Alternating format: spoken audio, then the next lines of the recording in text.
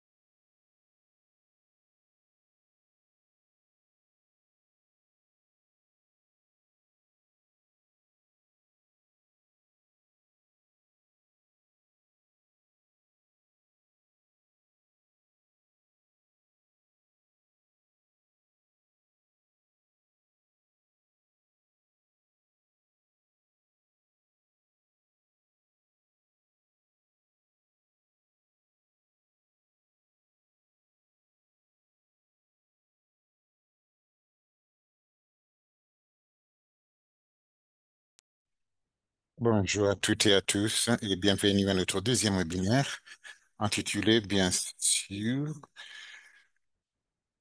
les stratégies, bien sûr, de la CREC. Je m'appelle Daniel Domerson, je serai votre animatrice aujourd'hui. Bonjour ou bon après-midi. Nous allons commencer avec les règles de base. J'espère que vous m'entendez clairement. Tout d'abord, nous avons lancé au nom de nos collègues et le comité de la part de la MFT, bien sûr l'équipe de la gestion des incidents, l'Afrique CDC et, et l'OMS. Cela a été co-organisé avec le programme de Saving Lives and Livelihoods. C'est un programme en partenariat entre l'Afrique CDC et la Fondation Mastercard. Nous allons commencer notre webinaire avec l'accord de conduite de l'OMS qui s'engage à favoriser des événements où tout le monde peut participer d'une manière inclusive, respectueuse et dans un environnement sécurisé. Donc, les événements de l'OMS comme celui-ci sont guidés par les normes les plus hautes d'éthique et professionnelle et tous les participants doivent se comporter avec intégrité et du respect envers tous les participants qui assistent ou qui sont impliqués dans des événements organisés par l'OMS.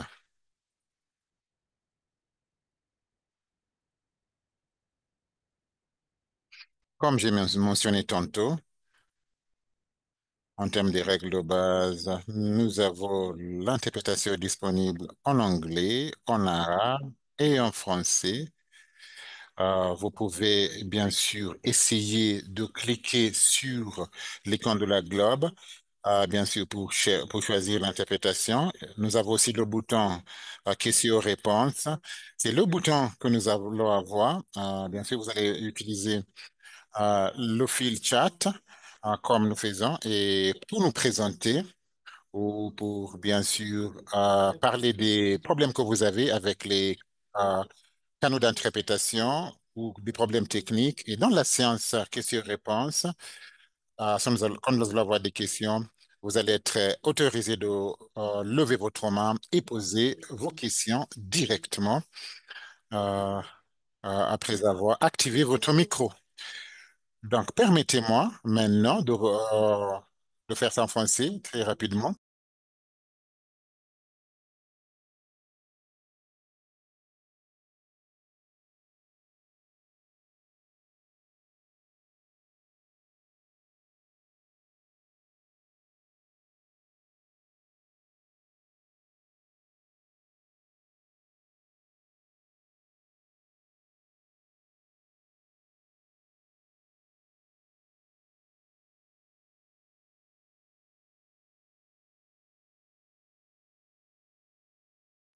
Je vais maintenant continuer avec les règles de base de la réunion. Donc, à noter que cette réunion est enregistrée.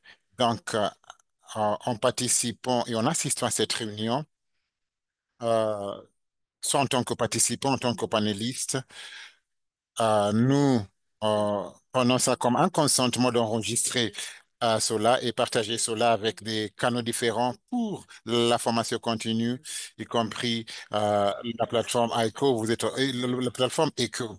Donc, le matériel que vous avez demandé de la séance, y compris les enregistrements de la réunion, sera partagé avec les participants dans quelques jours après ce webinaire.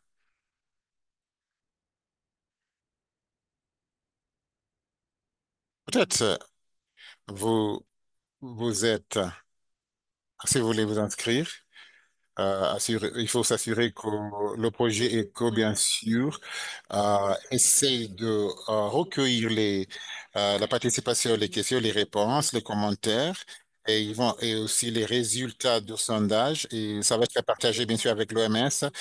Vos données individuelles, c'est confidentiel. Ces données peuvent être utilisées pour des rapports, pour les cartes, les communications, les enquêtes, l'assurance qualité, l'évaluation, et ça va informer aussi de nouvelles initiatives. Donc, un autre ordre du jour pour aujourd'hui, euh, nous avons fini avec les règles de base et nous allons voir quelques présentations de quelques-uns de nos intervenants. Nous allons avoir aussi une séance de brise-glace et aussi nous allons avoir des sondages tout au long du webinaire. Donc, merci de participer. Il n'y a pas de mauvaise réponse. Voilà l'objectif de la séance d'aujourd'hui pour aborder les écarts clés. Donc, continuez à poser des questions sur le fil chat et sur la section, bien sûr, questions-réponses. Donc, votre participation active est vivement encouragée. Donc, moi, je vais animer la séance aujourd'hui et nous allons avoir, bien sûr, notre premier intervenant, bien sûr, qui va présenter la question d'utiliser, bien sûr, les matériels de la CREC pour orienter la conception et la stratégie de la CREC. Et puis, nous allons, bien sûr, avoir une séance questions-réponses. Et puis nous allons avoir Sheila Mwebaze qui va présenter sur la preuve des mécanismes de retour et l'écoute sociale pour informer les stratégies de la crête et la prise de décision. Et ensuite, nous allons avoir une petite séance de questions-réponses spécifiquement de la présentation de Sheila. Et puis, nous allons prendre du temps pour poser des questions à nos panélistes, quelques questions que vous pourriez en avoir. Et puis, nous allons terminer avec un résumé et des remarques de clôture. Donc, j'ai mentionné Yves Stéphane Gallo, qui a 10 ans, plus de 10 ans d'expérience. Il représente, bien sûr, la FICR et bien sûr la CICR pour les services. Il travaille pour émanciper les communautés, pour naviguer les crises sanitaires, l'engagement et aussi la communication des risques. Nous avons aussi Sheila Mwebaze, venant de l'Afrique CDC, Sheila, bien sûr, est responsable de la communication, bien sûr, des risques et de l'engagement communautaire, venant aussi de la East African RCC. Elle a une expérience de plus de 17 ans pour la promotion de la santé, la gestion de connaissances et aussi des projets et elle a soutenu plus de 14 pays de l'Union africaine. Et moi-même, je m'appelle Dr Daniel Demerson. Je travaille aussi de la FICR. Je suis la chef de file pour l'apprentissage et la coordination pour le programme de Sauver les vies et des moyens de subsistance. Donc, c'est un grand plaisir d'être avec vous aujourd'hui. Nous allons avoir notre premier sondage, des questions rapides pour tout le monde. Donc, prenez quelques minutes pour répondre à ces questions. Vous allez voir bien sûr un prompt qui s'affiche sur votre, bien sûr, écran. Et la question, c'est quel est le réseau principal pour utiliser les données probantes pour guider la stratégie, bien sûr, la conception de la stratégie de la CREC. Quel est le réseau principal?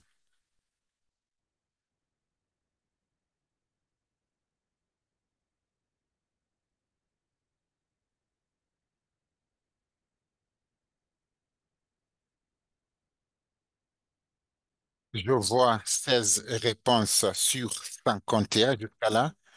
Donc, dès que nous allons franchir la moitié des participants, nous, nous allons continuer.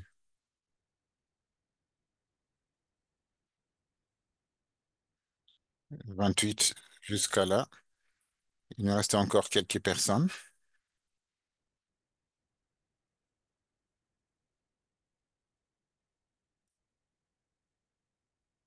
Nous avons 31 réponses.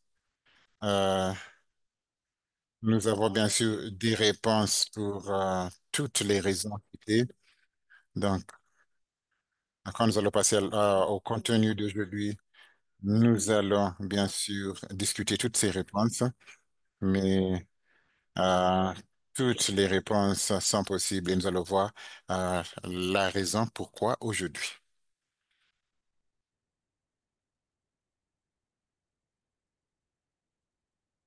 Je crois que nous pouvons arrêter le sondage maintenant et nous allons continuer avec la séance.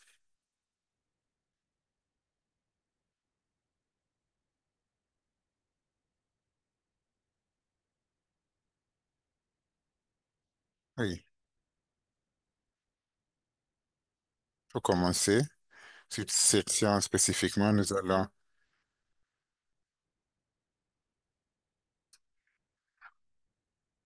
allons le titre, bien sûr, sur la stratégie sur la concept de la stratégie de la CRAC. Notre objectif, c'est de renforcer la compréhension et l'application, euh, bien sûr, de la stratégie de la communication des risques et l'engagement communautaire. Et cela, c'est avec le cycle, bien sûr, de la prévention, de la préparation et la réponse aux épidémies et pandémies. Et nous allons aussi nous focaliser sur les programmes d'immunisation. Nous allons, ou de vaccination, nous allons voir aussi des données probantes, bien sûr, de la CROC.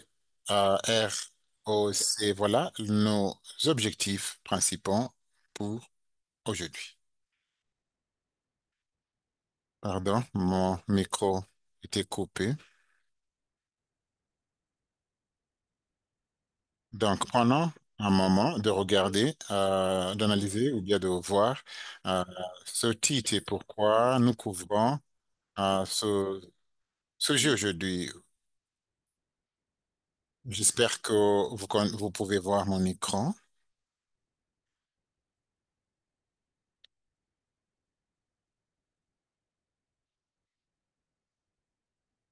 Donc, on va arrêter de partager l'écran pour un certain moment. Je vous demande d'imaginer.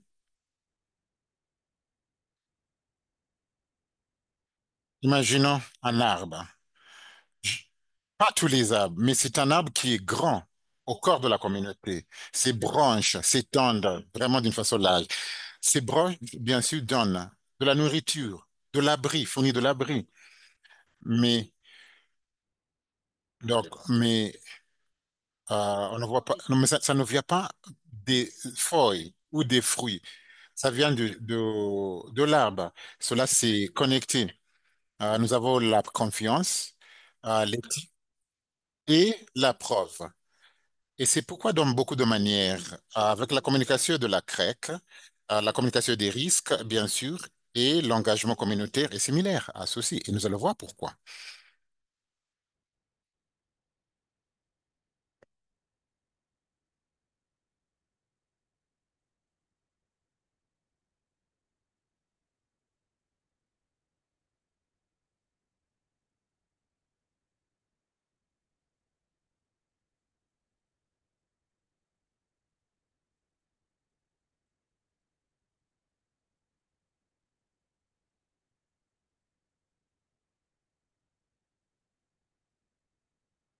Nous allons voir beaucoup de sources, de preuves, des sources différentes, des angles différentes.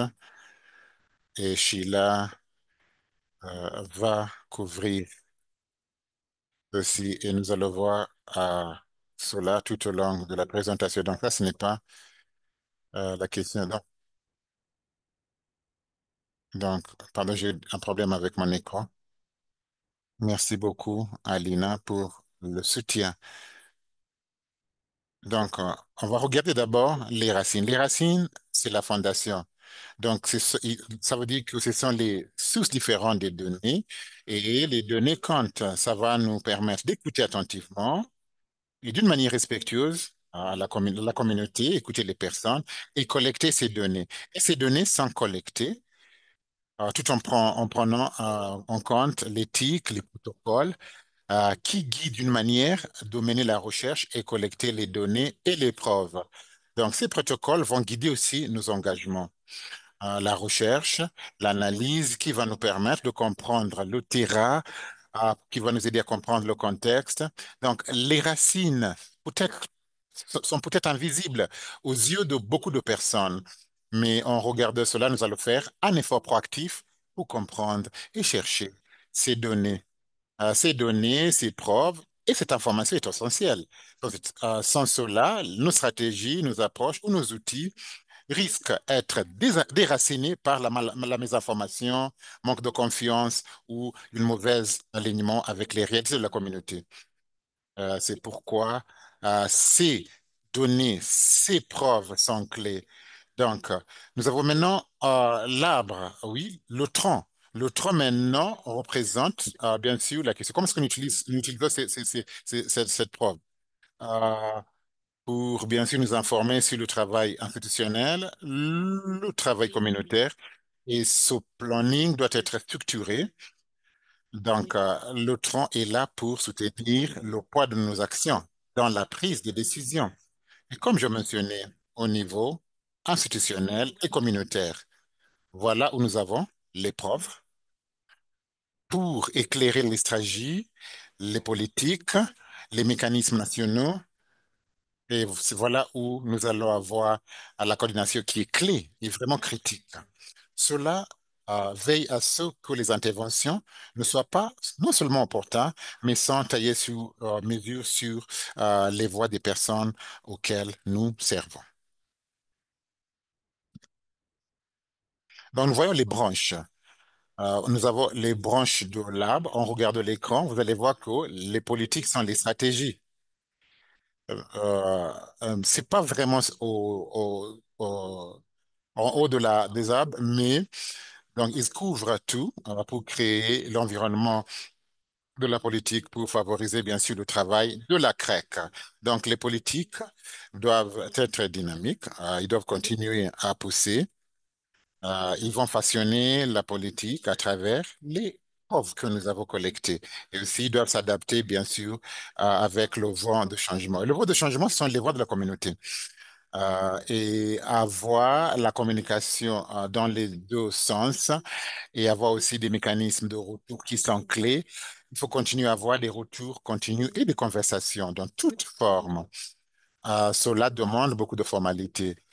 Bien sûr, c'est l'aspect important pour être respectueux tout en continuant avec nos engagements et les urgences, bien sûr, la préparation et tout ça, et la récupération. Donc, cela est soutenu parce que les branches, bien sûr, c'est le suivi évaluation qui est soutenu par la prof quand nous faisons des programmes autour du contenu et autour des voix de la communauté. Euh, Sont tangibles. Nous parlons bien sûr de suivi comme intangible, mais ce sont des résultats tangibles et visibles. Donc, nous pouvons récolter, ce que nous pouvons récolter, c'est les leçons partagées, les améliorations, les approches, les messages clés. Donc, cela continue à informer des stratégies et aussi notre travail. Donc, pour nous tous, peut-être les décideurs, euh, bien sûr, les praticiens de la communication des risques et de l'engagement communautaire, les agents de santé communautaire. Donc, ANAB, c'est comme une métaphore. C'est pour s'assurer que les stratégies, bien sûr basées sur la preuve de la CREC, ce ne sont pas... en fait, c'est un impératif en termes de stratégie.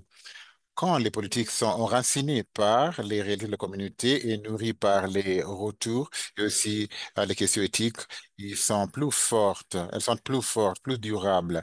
Et investir dans ces racines, dans ces données, euh, dans la recherche et puis la collecte des preuves, cela assure que nous avons des politiques robustes et les communautés qui nous soutiennent et ça va aussi émanciper les communautés. En commençant sur le webinaire d'aujourd'hui, nous allons explorer et voir comment toutes les parties des arbres, à partir des racines, des données jusqu'aux stratégies, nous allons voir comment est-ce que nous pouvons mieux équiper nous participons avec plus d'aperçus et nous allons partager des expériences pour aider le travail collectif pour que ça soit beaucoup plus fort et avec beaucoup d'impact, et plus d'impact.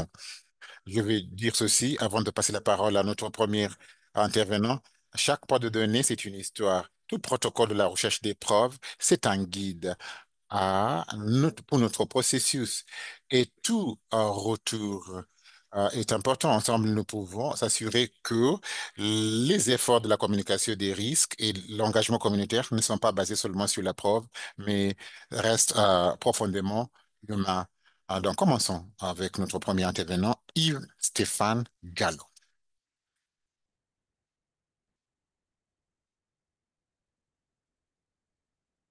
Merci, Daniel. Confirmez que si vous m'entendez très clairement. Oui, Yves, nous vous entendons clairement. Peut-être nous comprenons que vous n'allez pas démarrer votre vidéo, mais si c'est possible, vous pouvez démarrer votre vidéo et puis vous pouvez commencer votre présentation.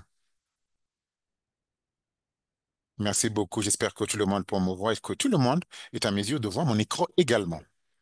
Donc, bonjour à toutes et à tous. Je m'appelle Yves Stéphane Gallo.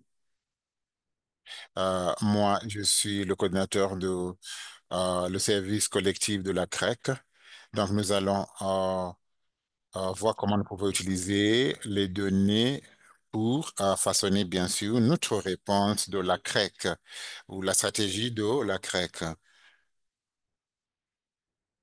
Donc, on va d'abord dire c'est quoi d'abord le service collectif. Ça, c'est une initiative en fait euh, qui est utilisée par bien sûr la FIRC, l'OMS et l'UNICEF.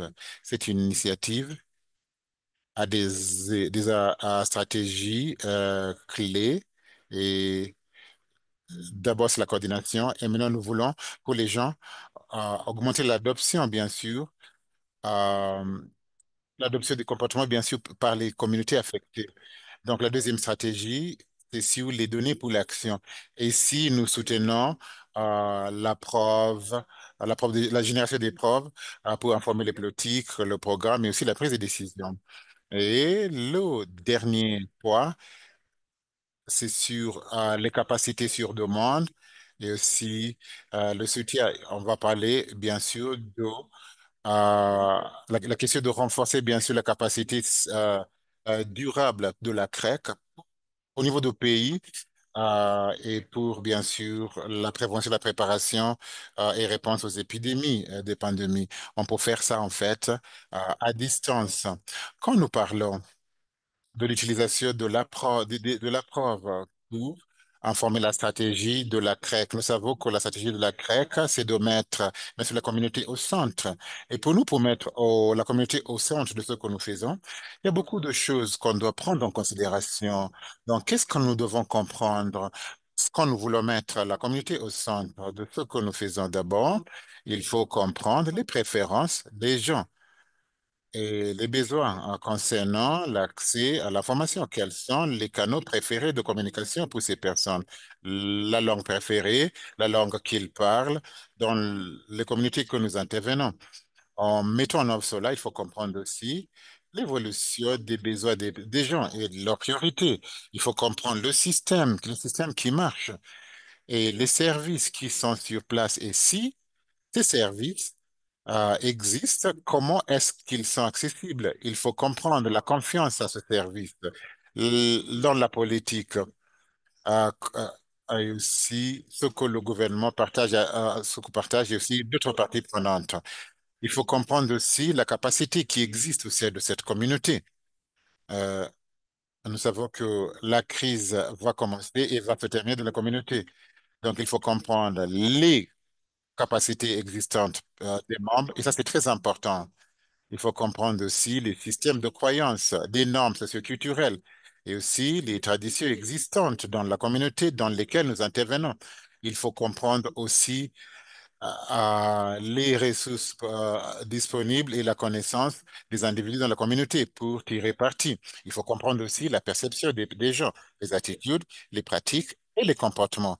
Il faut comprendre aussi les vulnérabilités sociales existantes et aussi des inégalités dans cette communauté. C'est important aussi de comprendre les réseaux sociaux existants, bien sûr les structures de la communauté, le leadership, les dynamiques de pouvoir, les organisations de société civile, les organisations non gouvernementales locales qui se trouvent dans la communauté. Et pour mieux comprendre tout cela, c'est très important en tant qu'une organisation humanitaire de voir le cycle de programme. Et nous savons que le cycle de programme commence avec l'analyse des besoins euh, jusqu'à l'évaluation et l'apprentissage. Et pour ceci, il faut parcourir les étapes importantes pour comprendre le contexte local. Pour comprendre les priorités, le contexte local, quand vous comprenez cela, vous allez comprendre, bien sûr, en tant qu'un praticien de la communication des risques, des engagements communautaires, quel sera le principal, bien sûr, enjeu de la communauté. Il faut soutenir la participation aussi et l'action en soutenant la communication, surtout dans la conception, le planning.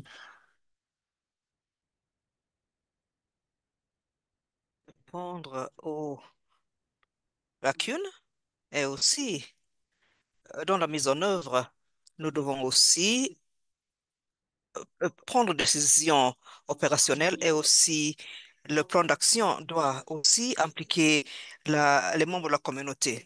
Il faut les impliquer dans le processus de suivi.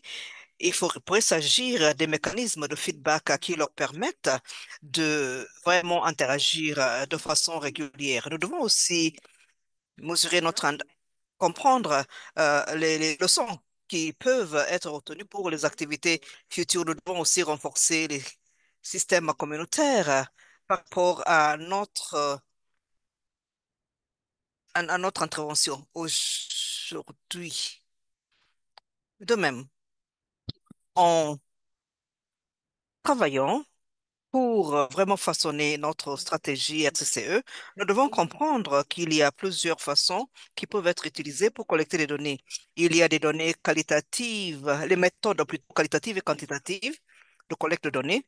Quand on parle de la méthode quantitative, On utilise cette méthode quand on veut savoir combien de personnes ou avec quelle fréquence on fait cette action. On utilise les enquêtes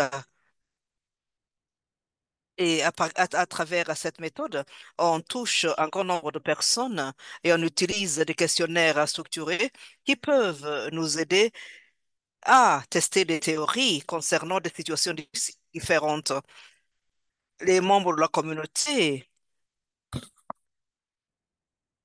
pourraient ne pas faire une certaine chose, mais comment est-ce qu'on peut faire pour le comprendre? Il faut donc, établir des relations causales, par exemple la cause I et la cause Y. Il faut aussi analyser les données. Plus les échantillons sont représentatifs, plus il est possible de généraliser les résultats par rapport à à la population générale. On peut aussi utiliser des méthodes différentes en utilisant l'approche quantitative. On pourrait euh, euh, axer notre enquête sur des secteurs précis ou multisectoriels. Ceci est important quand nous sommes dans une situation d'urgence. Nous utilisons donc une analyse qui pourrait être rapide. Souvent, on utilise les questions fermées, moyennant quelques questions ouvertes. Il y a aussi les connaissances, les attitudes et les pratiques. Ici, nous devons comprendre ce que les gens savent et ce qu'ils font. Nous devons comprendre les facteurs qui influencent les comportements. Nous devons aussi comprendre les barrières aux activités proposées, notamment en ce qui concerne la communication et les préférences y afférentes.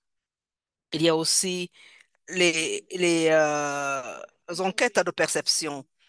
Ceci est utilisé de façon régulière pour comprendre les vues et sur des thématiques différentes et évaluer le niveau de satisfaction avec les opérations et les interventions de RCCE. Cela nous aide également à, évaluer plusieurs choses et on entreprend ces enquêtes durant toute l'intervention. Et on comprend aussi euh, donc la probabilité ou pas de l'échantillonnage. Nous avons aussi les approches qualitatives pouvant être utilisées. Quand nous parlons des approches qualitatives, celles-ci nous permettent de comprendre pourquoi et comment les gens se comportent et l'explication par rapport à cela. Ceci n'est pas basé sur les chiffres. Cela nous aide à expliquer ce que nous avons observé, par exemple, les facteurs tels que les attentes culturelles, les rôles par genre et aussi les implications ethniques et religieuses et les sentiments individuels. On utilise les échantillons de petite taille qui nous offrent des données qui sont très riches et détaillées. Nous devons comprendre que cette approche qualitative est très importante parce qu'elle nous permet de comprendre pourquoi et comment les personnes affectées s'adaptent et sont impactées par une urgence. Cela nous donne aussi une opportunité d'écouter aux gens. Nous arrivons aussi à étudier le dialogue et la conversation de démarrer plutôt les dialogues et les conversations avec les personnes affectés. Nous pouvons aussi créer des relations, l'acceptation et la confiance parmi la population touchée par les crises. Cela nous aide aussi à mieux identifier et à soutenir des mécanismes de résilience au plan local pour choisir la réponse adaptée. Il y a des outils et techniques qui peuvent être utilisés dans l'approche qualitative. Nous avons les interviews avec des interformateurs clés, nous avons observation des discussions de groupe, la planification participative, le réseautage et la cartographie sociaux, euh, le suivi médiatique, etc. et beaucoup d'autres outils que vous avez dû aussi utiliser. Nous parlons de l'utilisation de données. Comment on peut utiliser plutôt les preuves pour vraiment motiver une stratégie? Quand nous parlons du cycle de données, nous avons le cycle de produit, nous avons l'état de préparation, l'apprentissage, la mise en œuvre, et je l'ai perdu, je ne l'entends plus.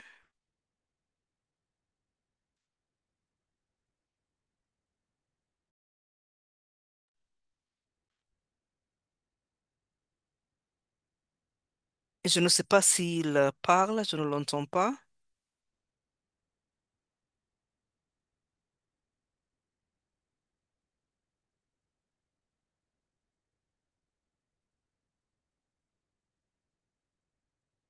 Ce qu'il faut,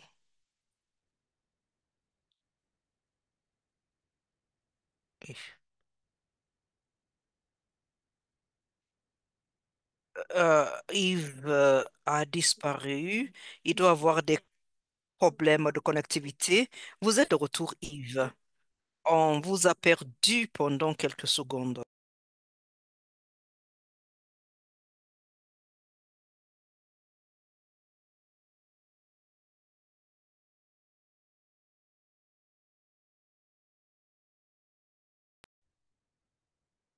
Activez votre micro. Excusez-moi, dit Yves. Je disais donc que pour mieux préparer notre stratégie, il faut comprendre le cycle. Dans le cadre de ce cycle, nous lançons les activités de préparation. Nous devons comprendre les aspects démographiques de la communauté, leur structure et dynamique de pouvoir, leur système de croyances, les normes culturelles et traditions, et aussi les canaux de communication les plus appréciés ou préférés. Nous devons aussi comprendre la vulnérabilité et les capacités au niveau de la communauté. Il faut aussi comprendre le niveau de confiance au niveau de la communauté. Nous collectons ces données en utilisant plusieurs méthodes. On peut utiliser la cartographie sociale. On peut aussi comprendre que tout ceci est nécessaire pour renforcer la, la la résilience communautaire. Nous devons aussi utiliser l'évaluation et l'analyse des contextes. Nous devons comprendre les normes socioculturelles et traditions.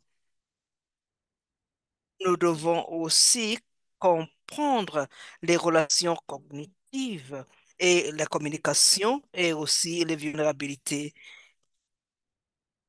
Et nous devons aussi comprendre la perception des personnes par rapport aux services.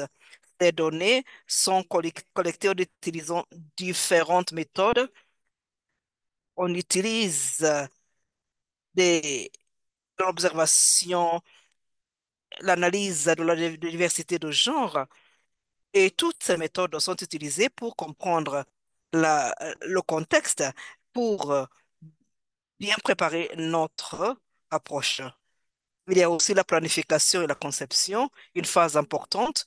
La- Nous devons comprendre les besoins et priorités communautaires, les croyances, perceptions, euh, le feedback, les connaissances, attitudes et comportements. Nous devons aussi entreprendre une cartographie des acteurs pour comprendre qui sont les acteurs clés au niveau de la communauté. Nous avons une méthode pouvant être utilisée. On peut utiliser une méthode mixte ou une méthode axée sur les données et on peut aussi utiliser les groupes de discussion.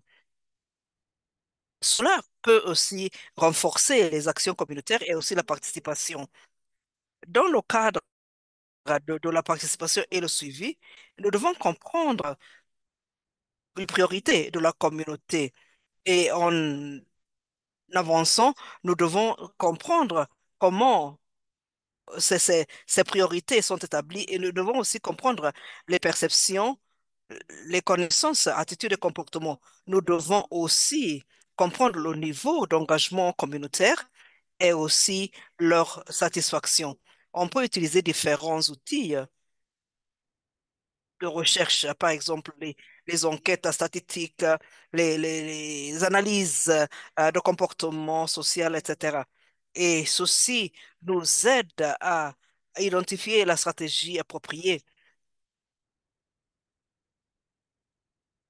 lors de l'évaluation de la mise en œuvre. Nous devons aussi comprendre la perception de la communauté et l'impact de efforts visant l'engagement communautaire et aussi le niveau de l'engagement communautaire et aussi leur satisfaction.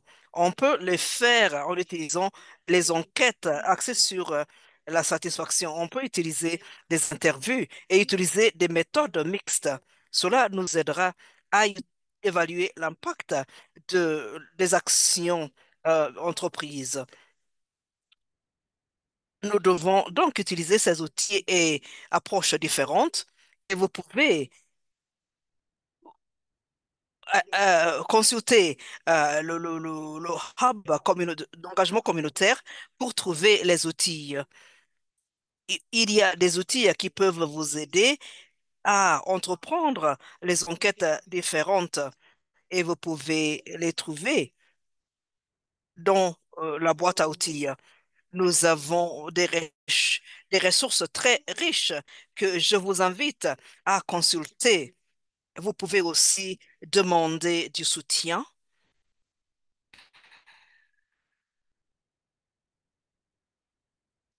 par rapport à la stratégie RCCE et comprendre comment l'utiliser pour vraiment préparer votre approche et la réponse de façon à avoir un impact sur la communauté. Voilà ce que j'avais préparé pour vous. Merci de votre attention. Je suis réellement désolé de la qualité de mon réseau. À vous, Daniel. Merci de votre attention. Merci, Yves. Et en posant des questions pour, pour Yves, nous pouvons participer à un sondage. Merci, Yves. Et aussi, merci aussi d'avoir présenté la nécessité euh, de, de, de, de vraiment favoriser les deux approches. Et vous avez aussi parlé de la variété d'options existantes pour compléter les différentes euh, façons d'évaluer les croyances communautaires. Je vous prie de bien vouloir répondre au, au sondage avant de vraiment attaquer les questions que vous avez posées.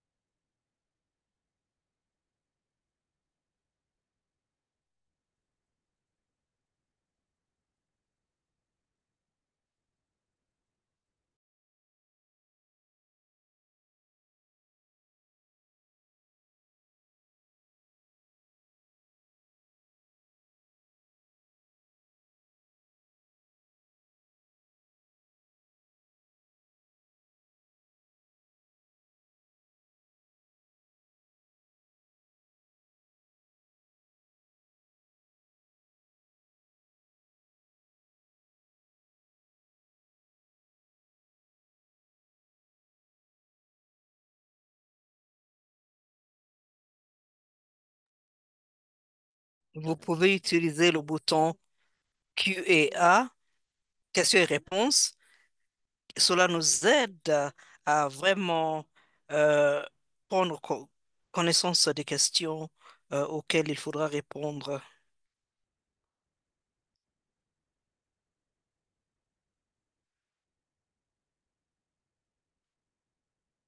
Voyons les questions qu'on pourrait avoir. Il y a une question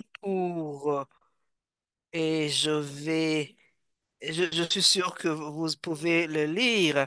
Je vais traduire pour euh, les intervenants. Constant, j'espère que je prononce bien votre nom, pose une question, à savoir quelle c'est l'approche que l'on peut utiliser dans une communauté où tout ce qui vient du gouvernement doit être prise, pesant beaucoup de sérieux. Donc, il faut faire preuve de caution pour que l'on puisse vraiment appréhender ce que le gouvernement a dit. Donc, il aimerait savoir quelle approche on peut utiliser dans une communauté où tout ce qui provient du gouvernement s'avère sensible et pas toujours vrai.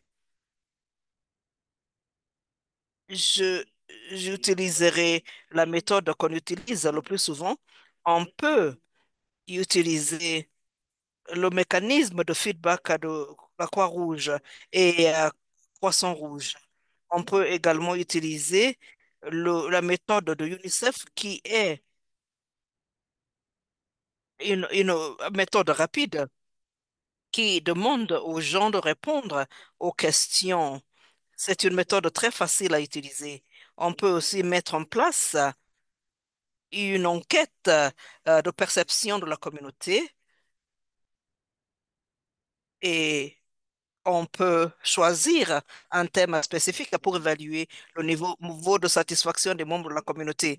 On peut utiliser aussi les interviews des informateurs clés.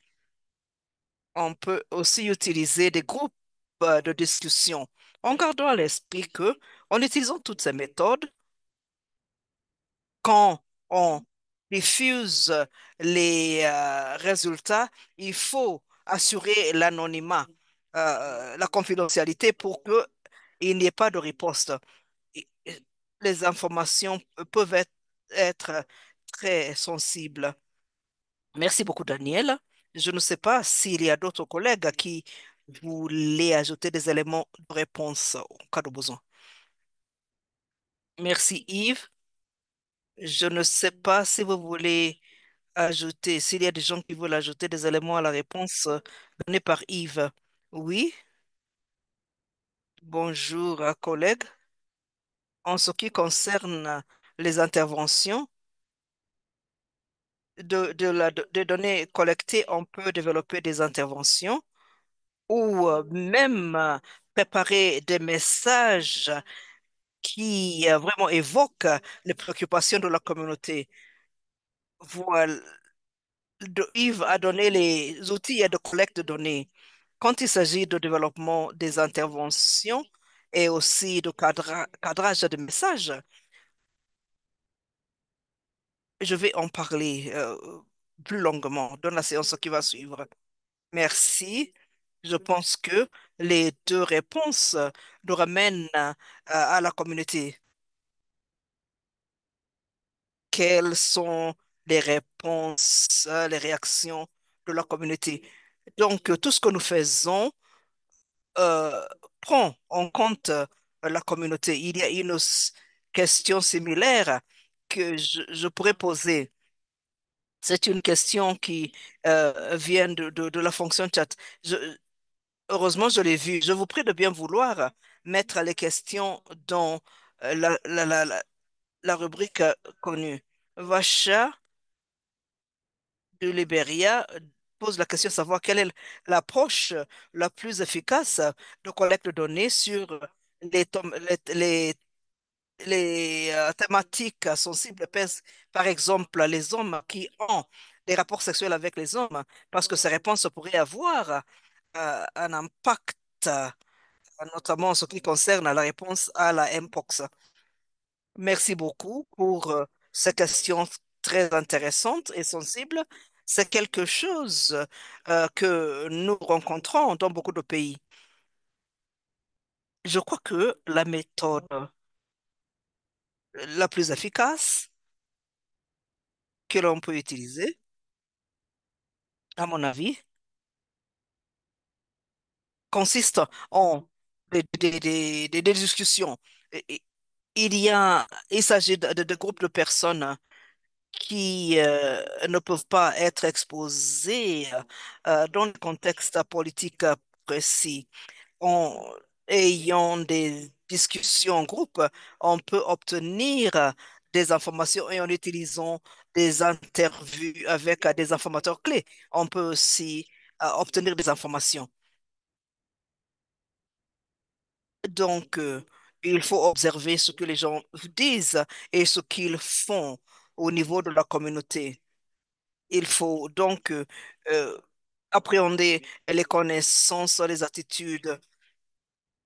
On peut aussi utiliser une recherche qualitative rapide qui se focalise sur ces groupes culturellement sensibles au niveau des communautés. Merci Yves. Fiola, est-ce que vous voulez, Sheila plutôt, en, en Ouganda, durant donc l'épidémie de Mpox, on a pu comprendre que les normes culturelles et on a pu parler à des gens issus de ces populations dont la collecte de données analyse et mise en œuvre de l'intervention, on peut effectivement collecter ces informations parce que elles sont importantes. Merci. Merci, Sheila. Je ne vous, je vois un certain nombre d'autres commentaires. Je ne sais pas si nous pourrons y revenir. S'il n'y a pas de questions supplémentaires venant des participants, merci beaucoup de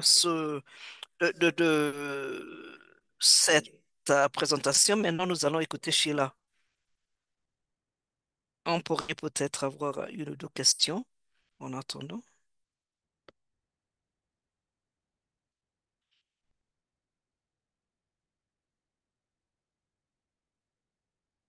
Daniel? Donc, c'est plutôt un sondage, hein, le troisième sondage.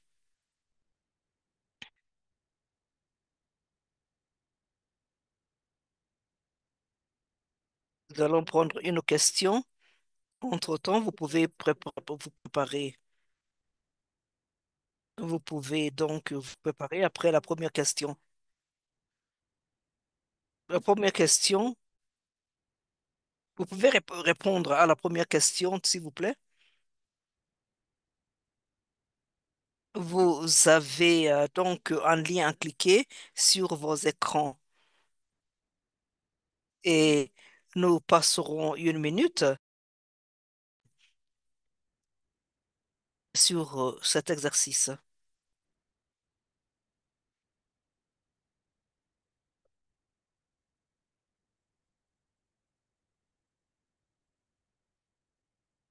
Donc, la première question, c'est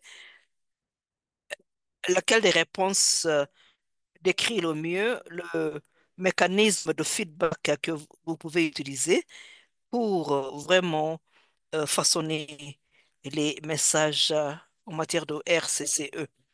Vous avez quatre réponses. Choisissons une.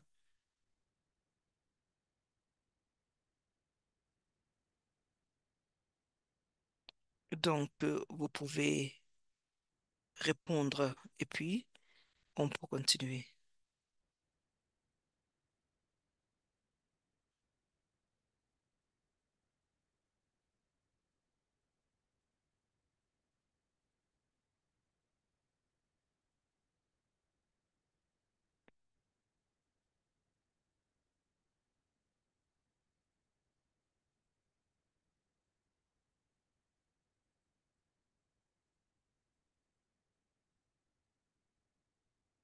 maintenant donner une réponse à cette question. Donc, sur ce, je vous remercie d'avoir participé. Voilà, des réponses.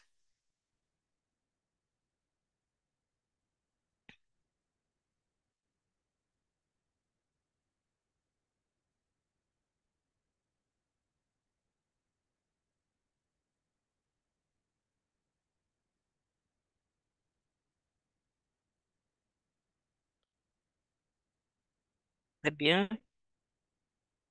J'aimerais savoir si ma présentation, si mon écran est visible et si vous m'entendez bien.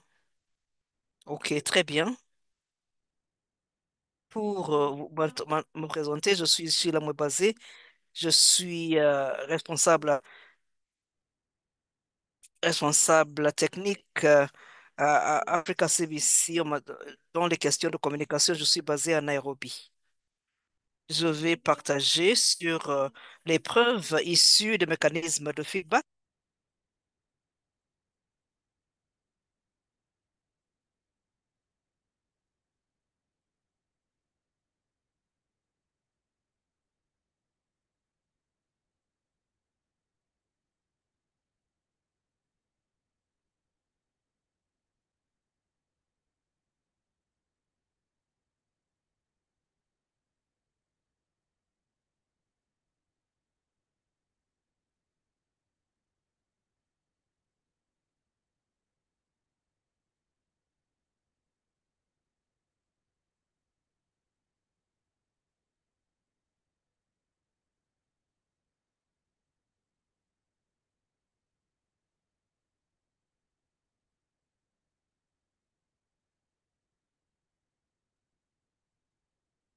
question de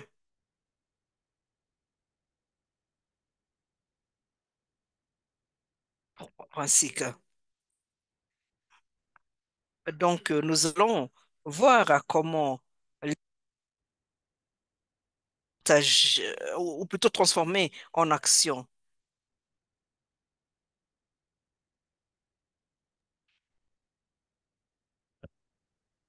Donc, j'aimerais montrer que comment l'épreuve mène à l'action, donc l'écoute sociale et le retour de la communauté sont valables.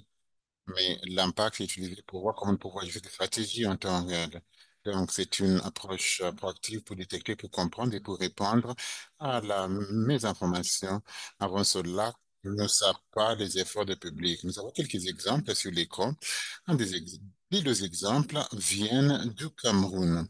Il y a un exemple d'une campagne qui a été menée en Cameroun. Euh, donc, nous avons eu, bien sûr, euh, des rumeurs, bien sûr, qui, bien sûr, passaient de mauvaises informations sur le vaccin euh, contre la poliomyélite. Donc, cela a bien sûr touché l'adoption et aussi la confiance de la communauté. Il y a eu une campagne qui a été menée aussi, qui a été menée l'année dernière. En juillet du 24 jusqu'au 30 juillet et au milieu de la campagne, bien sûr, ce qu'on appelle ces aperçus, bien sûr, et l'écoute sociale concernant, bien sûr, la fièvre, la vaccination, et d'autres partenaires ont mobilisé les leaders de la communauté, et aussi les survivants de la fièvre jaune, pour ne pas, bien sûr, prendre au sérieux ces rumeurs. Donc, les voix confirment, par exemple, les leaders de la communauté qui sont respectés. Et aussi des témoignages venant des survivants étaient vraiment clés pour restaurer la confiance en ce qui concerne leur processus, bien sûr, de la vaccination. Bien sûr, nous avons aussi les données sécurisées qui ont été partagées en passant par les plateformes de médias traditionnels et aussi les médias sociaux, s'assurer que le public avait accès aux faits et pas aux ports. Donc, cette approche coordonnée, bien sûr, a favorisé la continuation de la campagne et le processus ici, nous apprenons que cette expérience souligne l'importance, bien sûr, de l'écoute sociale est importante. Nous pouvons mener, bien sûr, l'écoute sociale avant de mettre en œuvre une intervention.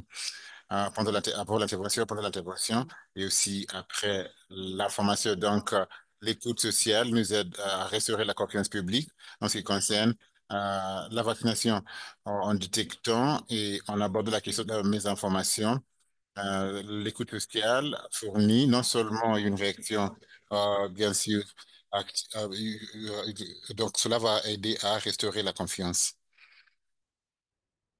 Donc, sur l'écran, vous pouvez clairement voir un groupe de personnes qui sont assises. Donc, c'est un dialogue, bien sûr, de l'écoute sociale avec les chefs religieux dans un site pendant, bien sûr, l'épidémie de la choléra cette année. Donc, c'est une équipe de l'Afrique CDC en Éthiopie avec les chefs religieux. Donc, cela s'est passé en mai 2025. Donc, la question était que il y avait bien sûr une épidémie de la choléra en Éthiopie. Et cette épidémie aussi, il y a eu une épidémie de la choléra partout dans le monde qui était liée, qui touchait des personnes qui avaient voyagé en Éthiopie et qui avaient accès à ce site qui s'appelle Holy Water. Donc, nous sommes engagés avec les chefs religieux, avec quelques pèlerins qui assistaient à cet événement. Donc, à ce site, en fait, c'est un site de pèlerin qui attire les visiteurs venant de partout le monde, qui viennent bien sûr se faire laver avec, bien sûr, de l'eau sacrée, bien sûr, pour la guérison spirituelle. Et comme j'ai dit avant, il y a eu des cas de choléra en venant d'Afrique qui étaient liés à ce site de Holy Water en Éthiopie, ou des eaux sacrées en Éthiopie. Cela montre que c'est très important d'être à l'écoute pendant les... Hello, is there an issue with interpretation? Est-ce qu'il y a un problème avec l'interprétation?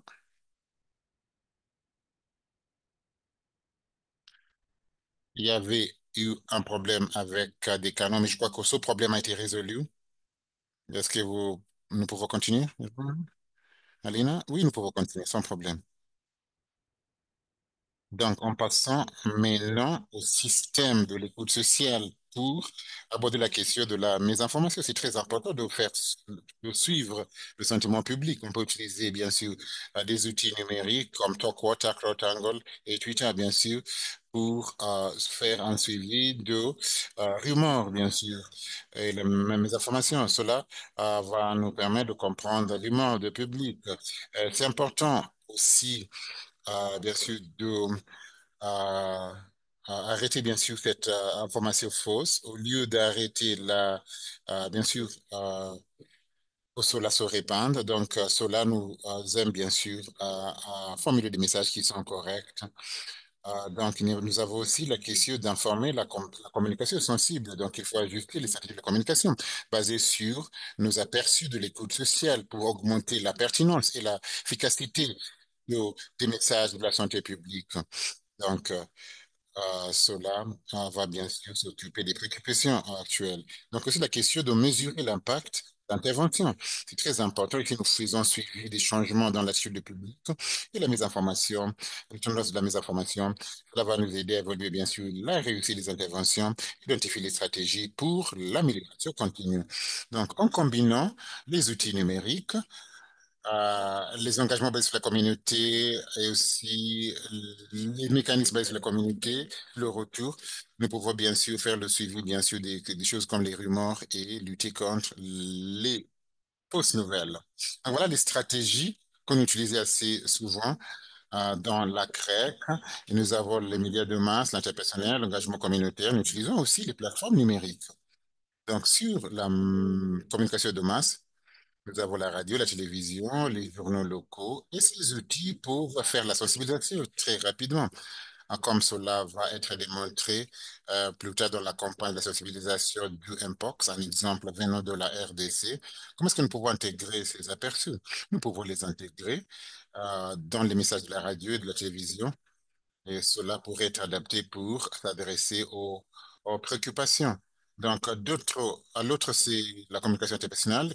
Ça, c'est entre le dialogue avec les agents de la santé Nous pouvons bien sûr des points à discuter qui seraient élaborés avec le soutien, bien sûr avec des retours de l'écoute sociale, ça pour nous aider aussi à engager des groupes qui sont réticents sous l'engagement communautaire. Nous allons avoir bien sûr les agents de santé communautaire, les leaders, les chefs religieux, les mobilisateurs clés qui vont travailler avec la communauté pour aborder des normes dans et les préoccupations aussi. Sous les, bien sûr, plateformes numériques, nous avons par exemple les chabots, les réseaux sociaux, et avec les réseaux sociaux, qui est les opportunités, bien sûr, d'avoir des séances en direct sur questions-réponses, où nous pouvons corriger les fausses nouvelles en ligne et en temps réel. Donc, la leçon clé ici, c'est que les résultats les plus puissants, quand toutes ces stratégies sont combinées, guidées par la preuve des mécanismes de retour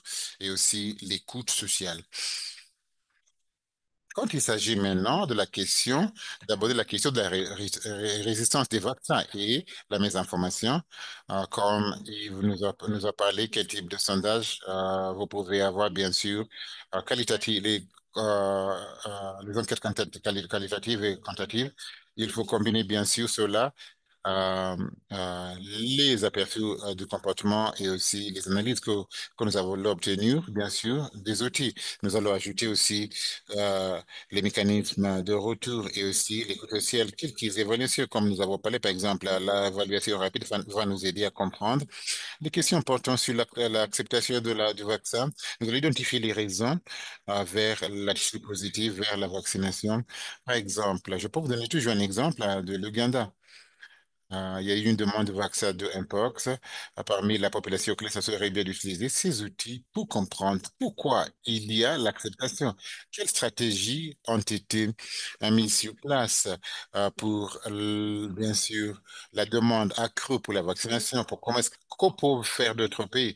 Nous pouvons voir aussi les raisons de la réticence, euh, les, les incertitudes, bien sûr, qui peuvent mener à l'hésitation, les facteurs, bien sûr, qui mènent, bien sûr, à le refus de vaccin. Ce qui est important aussi de s'assurer que les équipes de la CREC ont la capacité pour collecter ces données, pour les analyser et pour être en mesure aussi d'adapter la communication et l'intervention avec les interventions sur le terrain. Donc, ces données fournissent les aperçus essentiels et vont bien sûr favoriser d'avoir besoin de stratégies taillées sur mesure pour accepter les taux d'acceptation. Donc, comme nous le savons bien sûr, la référence des vaccins et la mésinformation, ce sont des défis qui sont vraiment complexes. Donc c'est à cause de la confiance, les normes culturelles et aussi l'accès à l'information euh, précise. Je vais partager avec vous quelques stratégies qu'on peut utiliser dans le contexte local pour promouvoir cela. Donc, nous avons bien sûr les campagnes taillées sur mesure, culturelles. Il faut adopter, bien sûr, les mécanismes, bien sûr, à partir des mécanismes de retour et l'écoute sociale pour, bien sûr, pour aborder le problème de l'inclusivité, bien sûr, la culture et le social. Sur, bien sûr, la question de renforcer la confiance à travers l'engagement. Il faut avoir le dialogue ouvert avec la communauté pour avoir la confiance à long terme. Il faut utiliser, bien sûr, les forums de la communauté, les dialogues communautaires, les sondages, les groupes focalisés pour avoir le retour en temps réel. On peut établir aussi la communication transparente à travers les canaux qui reconnaissent les préoccupations. Nous avons aussi les champions du vaccin en tant que la liaison communautaire parfois sont des personnes à qui on fait confiance de la communauté. Ça pourrait être bien sûr, les agents de santé communautaire, ça pourrait être les chefs religieux, les pères. Pour leur faire confiance pour collecter les données au niveau local et aussi, ils peuvent amplifier aussi les voix de la communauté en ce qui concerne les initiatives de la vaccination. Donc, je crois qu'une des premières questions que nous avons eues, c'était autour d'aborder comment est-ce que nous allons. C'était sur la question des messages. Euh, il faut avoir des messages, parler des bénéfices à la communauté. Je crois que c'est une question autour.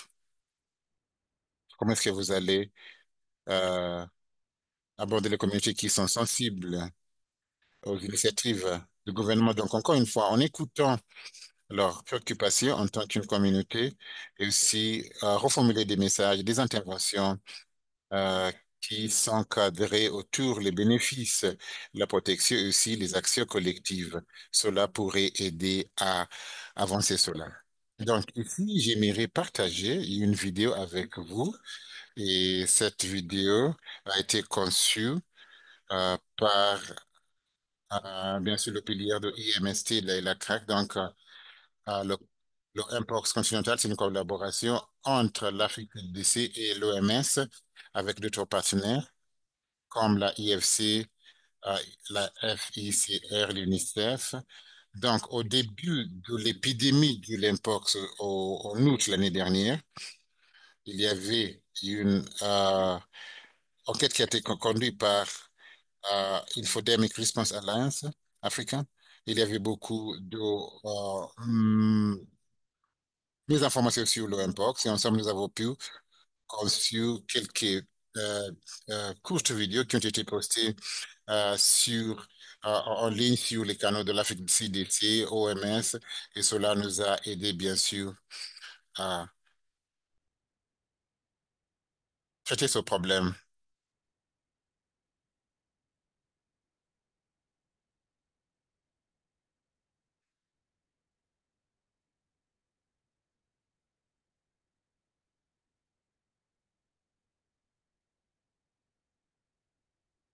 Mpox, c'est une maladie qui est causée par un virus qui a été connu depuis 1958. Les vaccins de COVID-19 sont utilisés pour la prévention du COVID-19 et ne contiennent aucun ingrédient lié au Mpox. Il n'y a pas de relation entre la maladie Mpox et l'utilisation du vaccin de COVID.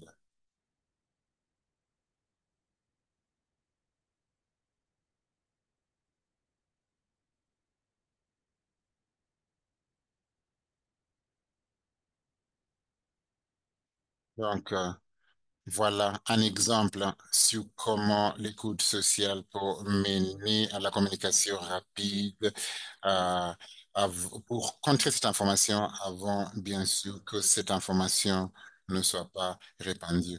Nous avons un certain nombre de vidéos et nous allons partager avec vous. Nous avons partagé aussi le lien à nos sites Internet et aussi sur nos réseaux sociaux. Donc, sur la réticence vaccinale, nous avons ce qu'on appelle les facteurs 5C. Et ce cadre nous aide à déballer, comme 5C nous aide à déballer, bien sûr, la réticence des vaccins et aussi d'être en mesure d'élaborer les interventions qui sont sur mesure et qui cible la communauté. Pour comprendre pourquoi les gens acceptent ou refusent les vaccins, nous avons cinq facteurs principaux. D'abord, c'est la confiance. Sur cela, nous pouvons voir, bien sûr, la confiance au vaccin et au système sanitaire. Nous avons la complaisance aussi. Les gens pensent que la maladie est sérieuse. Et ça, c'est là, bien sûr, la perception à faible risque. Nous avons les contraintes. Est-ce que c'est facile d'abord de trouver le vaccin? On calcule, il faut peser les points positifs et négatifs. Et nous avons aussi la responsabilité collective. Donc, cette approche a été utilisée assez souvent pendant la recherche du COVID-19. Ça pour nous aider à comprendre, bien sûr, la réticence vaccinale pour les maladies comme le Mpox et aussi l'immunisation de routine.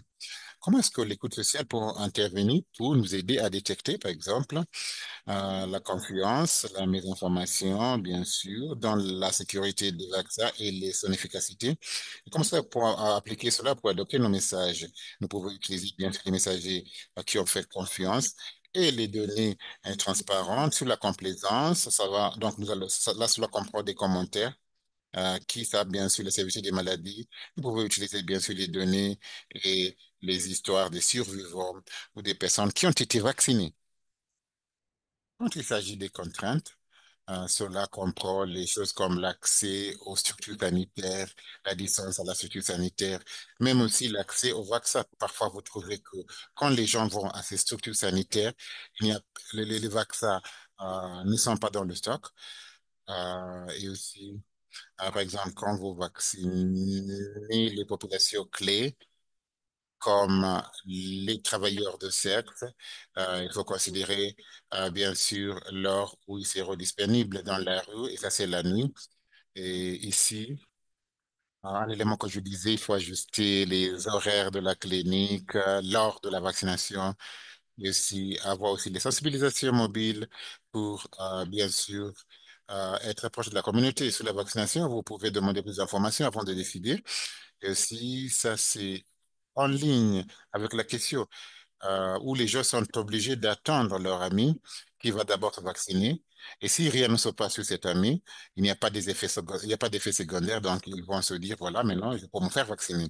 Nous pouvons, bien sûr, partager l'information clé et aussi les messages comparatifs de bénéfices sur la responsabilité collective. Ça, c'est bien sûr en disant que je ne dois pas protéger les autres, les narratifs. Donc, on peut partager les messages où on protège la famille, la communauté comme une valeur partagée. Et nous avons vu cela aussi dans le cadrage des messages pendant la pandémie du COVID-19. Donc, je vais vous montrer deux études de cas, deux exemples, comment l'écoute sociale et aussi, bien sûr, et le mécanisme de feedback, nous avons un exemple, bien sûr, de Amazon d'Éthiopie. Ça, c'était une campagne de 10 plus 10 plus 30. C'est une campagne de la radio.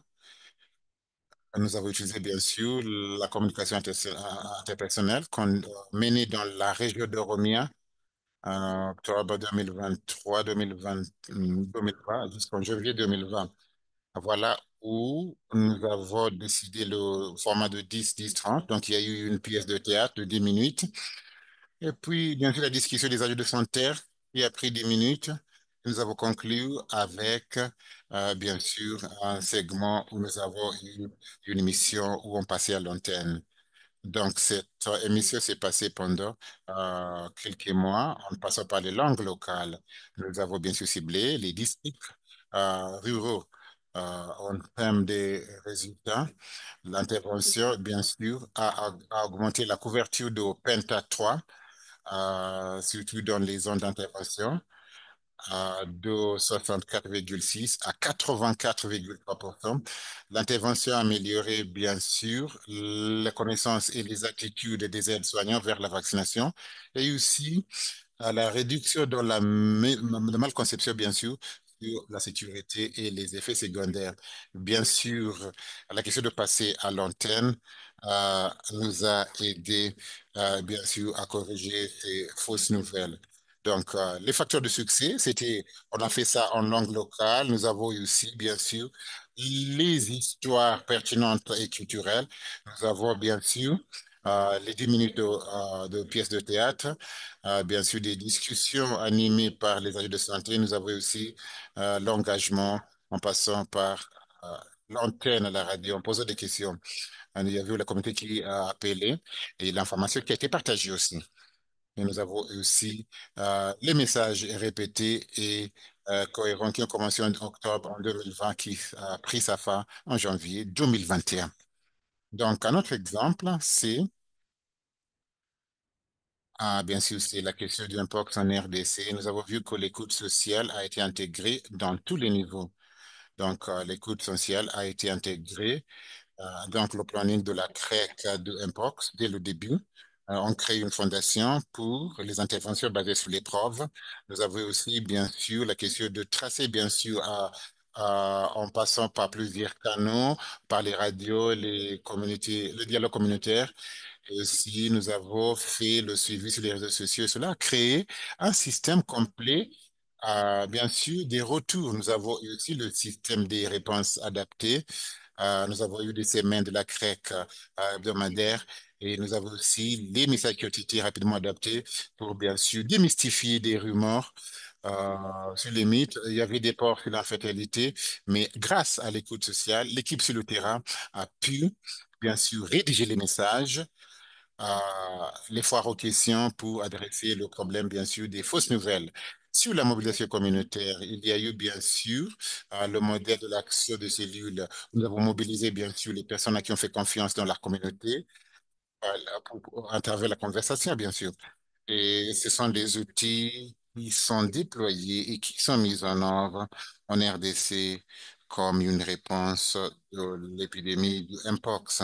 Donc, en regardant maintenant les défis et les écarts, nous avons trouvé que nous avons, bien sûr, le déborde, il y avait les données qui sont débordées. Et la mutualisation, nous avons aussi euh, euh, donc, les données ne sont pas à analyser, utiliser dans la prise de décision. Nous avons aussi l'analyse fragmentée et le reportage des partenaires différents collectent les données différemment. Donc, cela va avoir des incohérences et difficultés pour avoir une image unifiée. Nous avons aussi les capacités limitées pour le numérique et aussi l'écoute sociale qui n'est pas en ligne. Cela, nous avons vu dans quelques évaluations que nous avons menées en tant qu'Afrique CDC dans 5 pays l'année dernière. Et la majorité des pays n'ont pas le personnel formé, les outils, bien sûr les tableaux de bord ou toute autre infrastructure pour analyser et saisir et analyser l'information d'une manière efficace. Donc, la CREC reste sous-financée. Nous n'avons pas de système d'engagement suffisant. Donc, pour combler ces écarts, c'est essentiel. Nous pouvons bien sûr transformer les données sociales aux aperçus actionnables pour le biais de la santé. Pour rendre durable ces systèmes de feedback, voilà les recommandations. Il faut intégrer bien sûr les mécanismes de feedback et aussi l'écoute sociale partout dans la CREC, de la préparation jusqu'à la récupération. Il faut intégrer l'écoute sociale. Donc, il faut aussi rendre durable ou d'avoir des mécanismes de retour intégrés euh, dans les capacités humaines et techniques dans les États membres. Donc, les États membres doivent institutionnaliser l'écoute sociale au sein de leur système sanitaire national, renforcer les capacités locales pour analyser et agir sur les données, s'assurer que ces résultats, bien sûr, vont informer les politiques et le financement. Chez l'Afrique CDC, nous avons les ateliers, bien sûr, de l'écoute sociale pour quelques pays. Nous croyons que cela va contribuer à cela. La transparence est clé aussi. Les communautés vont voir comment leur contribution va mener au changement pour pouvoir garder la confiance. Il faut prioriser et agir sur les voies locales et les aperçus. Donc, pour conclure, il faut lier l'épreuve et l'action. La CREC devient plus adaptive et sensible. Et on va faire confiance à cela si nous lions la preuve à l'action. Ce n'est pas seulement sur COVID et ou l'Ebola. Donc, cela peut être utilisé à aborder, par exemple, les maladies comme la choléra, le Mpox. On peut utiliser aussi pour renforcer la vaccination de l'équipe.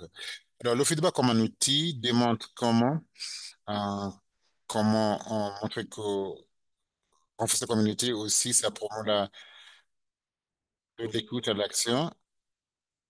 Il faut agir visiblement sur les aspects communautaires et montrer que les contributions des gens vont façonner, bien sûr, les décisions. Donc, il faut renforcer des systèmes pour s'assurer que la CREC est, bien sûr, favorisée par la preuve et aussi centrée sur les peuples. Donc, on appelle à l'action. Il faut rendre, bien sûr, l'écoute sociale, le mécanisme de communauté, de feedback. Ce n'est pas seulement une urgence. Euh, Seulement, il y a un exemple d'Ouganda, et d'Ouganda avance au pilier sur l'écoute sociale, la génération de la preuve, et cela est sous la CREC. Avec cela, je mets fin à ma présentation. Merci beaucoup de m'avoir écouté. Et maintenant, j'invite à vos questions.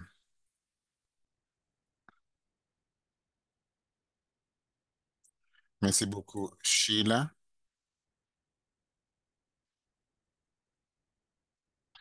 d'avoir bien expliqué la théorie et la pratique. Vous avez apporté beaucoup de théories avec les facteurs des 5C, par exemple. Félicitations pour une très bonne présentation. Et maintenant, nous nous attendons à recevoir des questions que les participants pourraient en avoir. Donc, vous pouvez poser des questions. Et donc, bien sûr, c'est vrai que je vois les applaudissements et elle en mérite.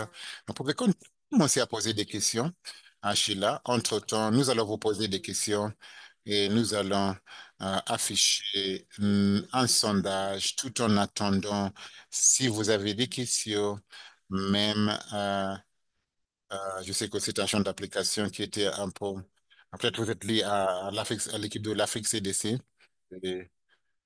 pour relancer la santé, euh, bien sûr, la communauté de pratique de la communication des risques et donc l'organisation communautaire. Il y a une question venant de Linda qui demande s'il y a un groupe de travail ou un cluster pour les acteurs de la CREC pour tous les pays. Et si oui, comment est-ce qu'on peut joindre ce groupe de travail? Merci beaucoup, Belinda, pour cette question.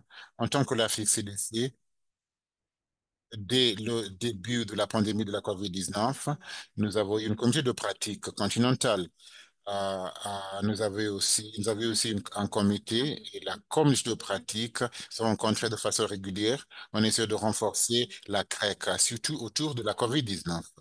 Mais avec les dynamiques qui changent, nous avons eu d'autres épidémies. On essayait bien sûr de l'élargir le champ d'application.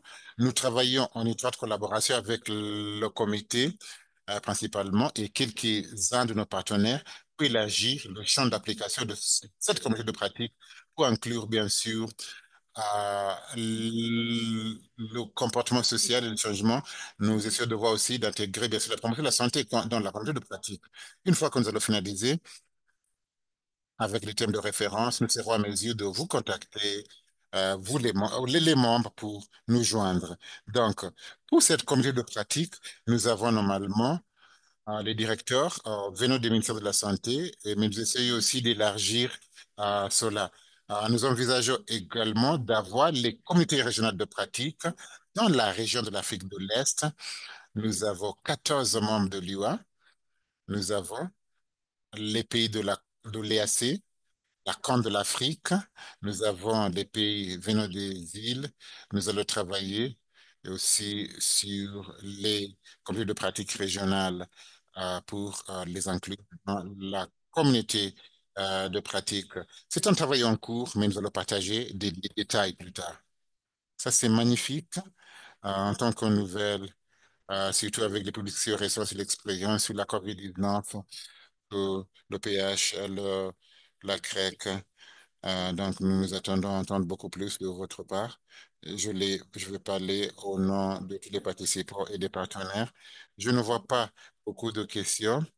Nous pouvons maintenant afficher le sondage.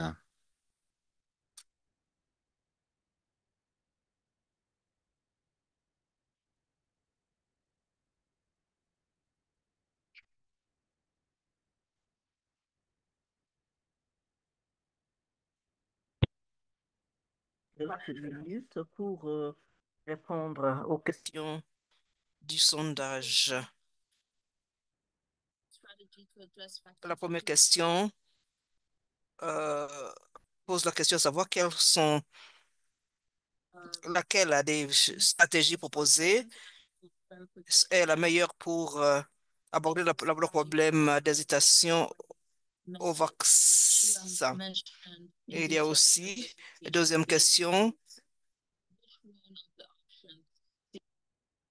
quelles sont, laquelle des options cadre le mieux avec le message Gain Framed tel que présenté par Sheila? Oh, j'attends 25 réponses. Si vous avez des questions, vous pouvez écrire la question dans la zone questions-réponses ou encore vous pouvez lever la main et faire des propositions. Je crois qu'il y a des collègues de la RDC qui sont là. On peut effectivement parler de leur approche.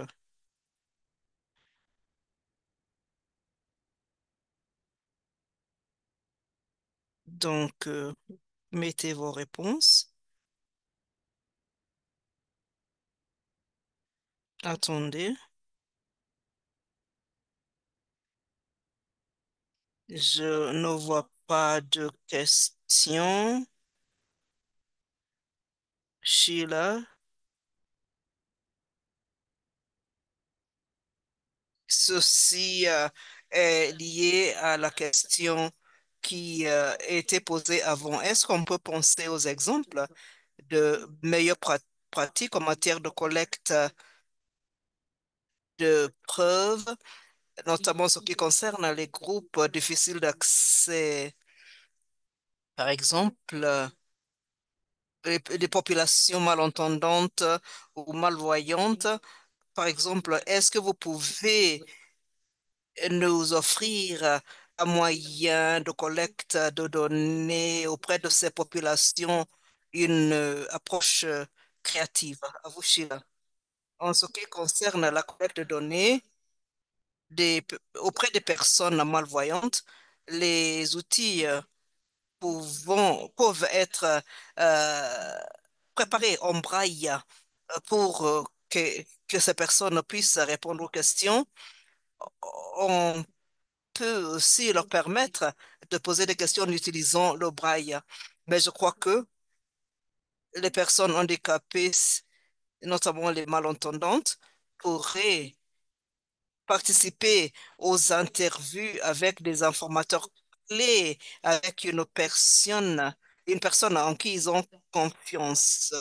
Les assistants sociaux et autres agents de santé travaillent en étroite collaboration avec ces personnes. Je n'ai pas d'exemple tout de suite. L'une des premières activités que j'ai faites, c'est de travailler avec les personnes handicapées. Donc, j'ai de l'expérience de travailler avec des personnes handicapées, mais comme euh, comme ça me pose la question, je ne peux pas penser à des outils. Mais l'OMS et l'UNICEF avaient élaboré un outil pour collecter des données, et notamment pendant la pandémie COVID-19. Et donc, on a collecté des données auprès des populations malentendantes et malvoyantes. Donc, la collecte des données suppose des outils et on peut utiliser les outils euh, normaux, mais aussi les adapter aux populations. Merci. Je crois que vous avez aussi abordé une question posée avant concernant comment on peut traiter les situations où des informations erronées sont données par les acteurs différents. C'était une question posée en langue française et on posait la question de savoir quel type d'informations fausses sont là et comment est-ce qu'on peut contourner ces informations. Est-ce que vous pouvez nous dire comment on peut vraiment traiter une situation où les informations ont déjà été diffusées? Les preuves, oui, mais comment euh, on traite les preuves une fois que celles-ci sont collectées et on se rend compte qu'il s'agit de malinformation. Donc, on appliquerait on s'appliquerait à la recherche d'informations correctes parce que il faudrait façonner ou formuler des questions en utilisant les informations. Les leaders religieux sont des personnes en qui on a confiance en Afrique, donc on peut s'engager avec les leaders religieux pour vraiment établir la fiabilité des informations données. On peut aussi utiliser les pairs. On peut donc utiliser les jeunes dans la promotion des actions sanitaires et selon la source des informations fausses, on adoptera une approche différente auprès de la communauté. Il y a aussi les communications interpersonnelles. Parfois, en fonction du type de malinformation. Et là, j'ai donné un exemple des fièvres jaunes en utilisant les médias de masse. Donc, une approche en face à face, ça pourrait aussi être utile. Et on peut combiner ça avec euh, l'utilisation des agents communautaires. Merci. Est-ce que vous avez des, euh, des- est-ce que vous avez un discours de, de, de, de fermeture? En ce qui concerne, je dirais qu'il est important que nos interventions et nos messages soient éclairés par les informations liées à la communauté. La communauté a les solutions et elle sait comment même résoudre certains problèmes. Donc, il faut les écouter. Il faut aussi utiliser l'écoute sociale tout au long de, de l'intervention. Il faut aussi travailler avec le ministère de la Santé tout en, en faisant donc un plaidoyer pour qu'il y ait plus de financement pour ces actions sociales. Merci beaucoup, Sheila.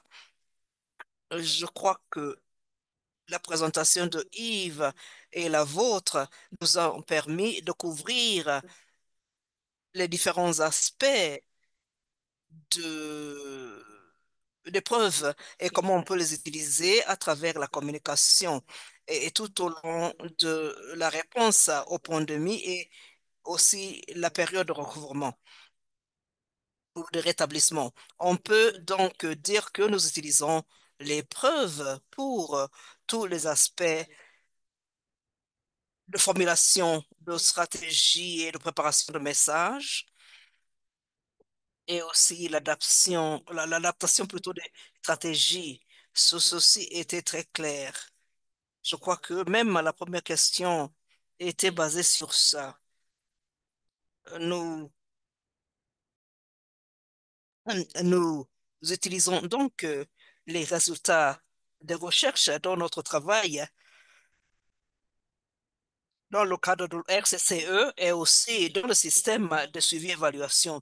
Nous avons vu les différents moyens de générer les types différents de données et aussi les mécanismes de feedback et aussi comment on peut collecter les données épidémiologiques issues de différentes sources. Je suis sûr que nous pouvons utiliser toutes ces données dans tout dans notre travail, quelle que soit l'approche, qu'il s'agisse de communication interpersonnelle ou de médias de masse. Donc, tout ceci accompagne notre travail. Euh,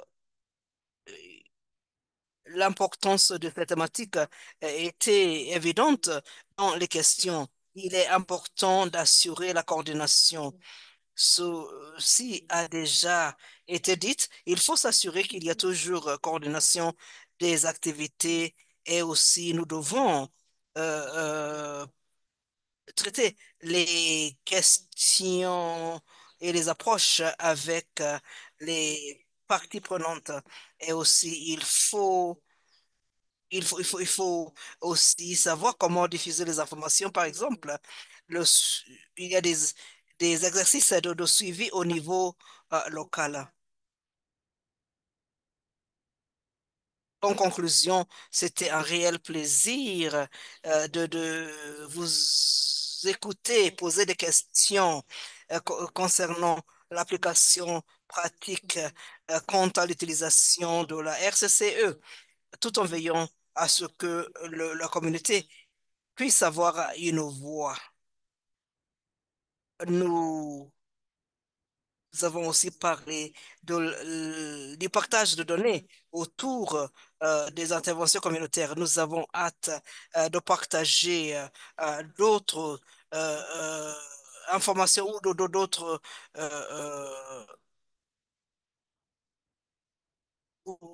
d'autres enjeux dans le cadre des échanges d'informations. Je remercie notre équipe de iEcho qui nous a soutenus au niveau de la plateforme.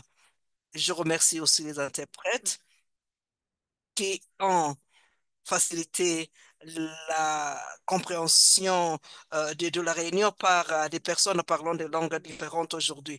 Je remercie aussi les présentateurs pour leur aperçu et aussi les présentations approfondies. Merci à vous aussi, chers participants, pour les questions posées qui manifestent votre intérêt. Et nous avons pu progresser dans cette série de webinaires. J'ai hâte de vous revoir. Les dates ne sont pas déjà retenues, mais nous allons vous contacter par les voies qu'on utilise normalement et les plateformes de la FICR. Merci aussi aux partenaires qui ont soutenu ce webinaire. Je vous souhaite une bonne fin de cette journée. Merci et au revoir.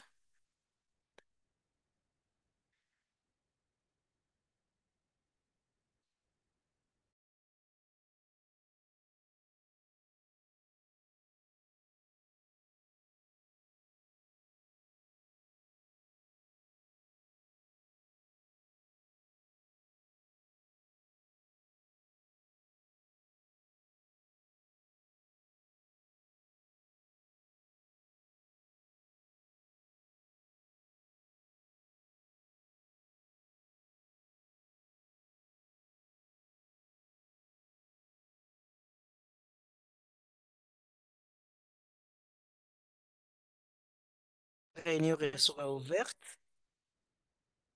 et je demande à tous les participants de répondre au dernier sondage. Merci à tous.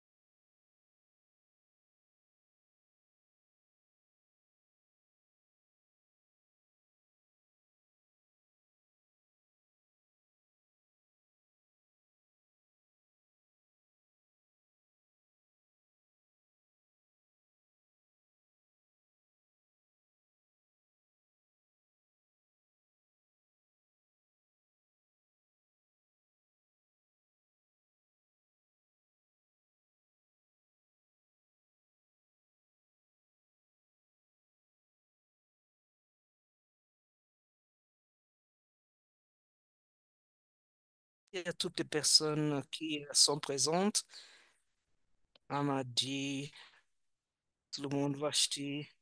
Il y a une question c'est concernant euh, la liste de présence. Cela peut être communiqué très bientôt. Nous allons nous n'allons pas être très longs. Merci FC, merci Christian. J'espère que je prononce votre nom comme il faut. Merci Coton. Merci, merci notre bonjour aux collègues de la FICR.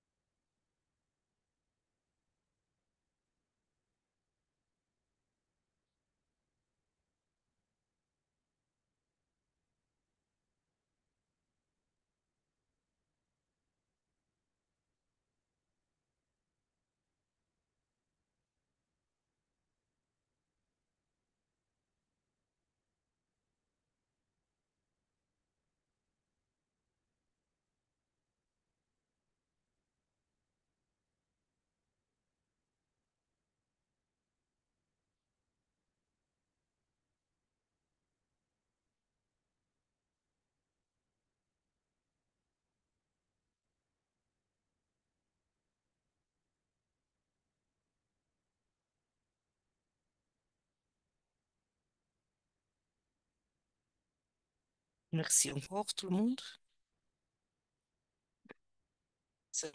Au revoir tout le monde.